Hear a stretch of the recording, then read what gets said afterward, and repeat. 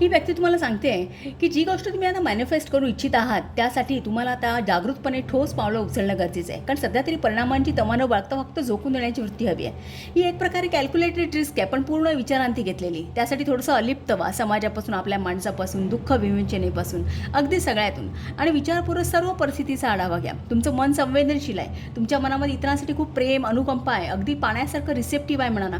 सगळ्या गोष्टीचा घटनांचा अलगद स्वीकार करणार. इतकंच काय, एखादी कलात्मक गोष्ट सुद्धा तुमच्या मनामध्ये सहज रुजते बहरते. पण आता या मनावरती थोडा विचारांचा अंकुश असणं गरजेचं आहे. कारण तुम्हाला जर अचीव्ह करायचं ना त्यासाठी मेंटल क्लॅरिटी हवी. इथे भावनांची लुडबुड नको. मनाची ताकद वापरा, योग्य विचार करा, स्वतःच्या व्यवहारामध्ये शिस्त आणा. काय करायचं, कसं करायचं, सर्व गोष्टींना प्रायोरिटी द्या. प्लॅन बी तयार ठेवा.